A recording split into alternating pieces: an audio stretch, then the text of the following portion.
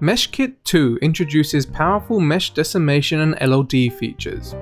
Let's take a look at them both, starting with the MeshKit Decimator tool. In the scene, I have a very high poly 3D object of a statue. You can see from the statistics window that it is currently using over 244,000 triangles. The Decimator tool allows us to reduce mesh complexity by using the Decimator quality slider. 0 represents maximum reduction and 1 represents full quality. Choosing a quality setting of 0.5 will attempt to halve the number of triangles. We can click the Decimate button to see the results. The statue is now using a little over 123,000 triangles. We've now halved the previous number, and the statue still looks pretty good. Let's undo the last decimate operation and try decimating using a value of 0.25.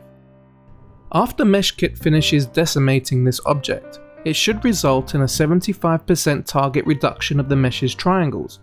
If we check the statistics window, we can verify the mesh is now using just over 62,000 triangles, a massive reduction over the original. It's worth mentioning that decimating problematic meshes can sometimes introduce gaps.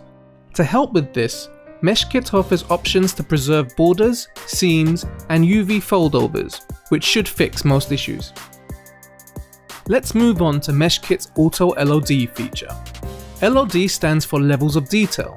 It essentially allows you to use low poly versions of the same object as the camera moves further away. This usually results in performance boosts, as the engine will have less triangles to render. All we need to do to make this work is jump to the Auto LOD tab and click the Setup Auto LOD button.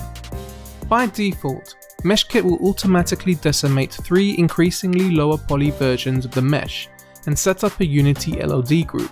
We can click and drag the camera icon in the LOD group component to preview our LODs as the camera zooms in and out. You'll notice as they get further away, it's difficult to see any differences in the lower poly versions. If I switch over to the game view and move the statue along its Z-axis, keep an eye on the statistics window. You'll notice the triangle count becomes smaller as it zooms further away.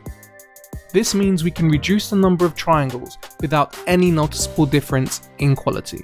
If you want full control over the LODs, click the Use Advanced Settings checkbox. You will notice familiar decimation options, settings for all LODs and their renderers, and a culling distance setting which you can use to hide objects.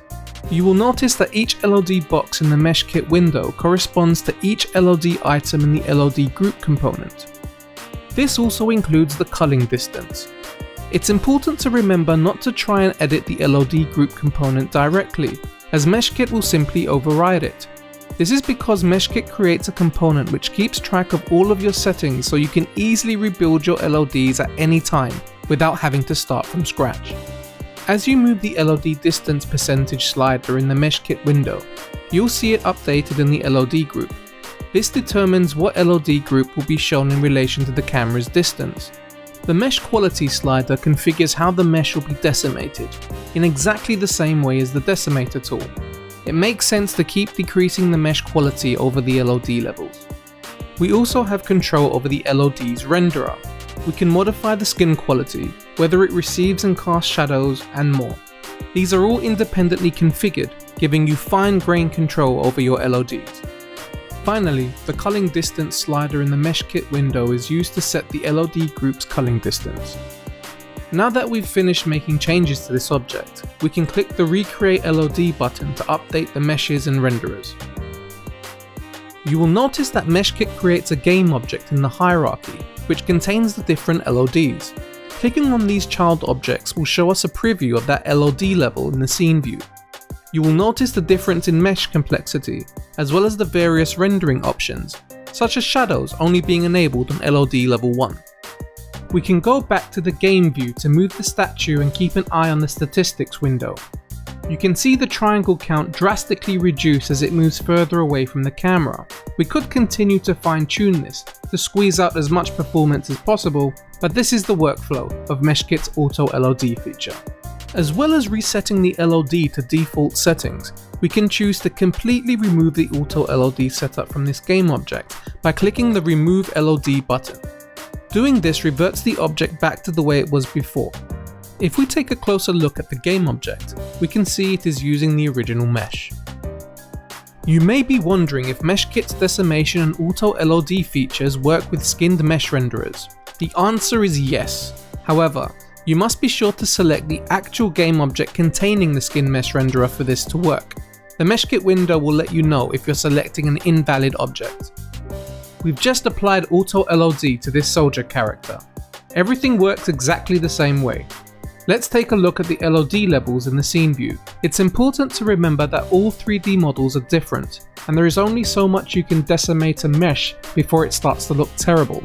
In this case, things are looking pretty good by default, so let's stick with it. We can now press play in the editor to check out the soldier. Everything is looking good, and we now have significant performance improvements as he moves away from the camera. It's this easy to set up LODs. Thanks for taking the time to check out MeshKit.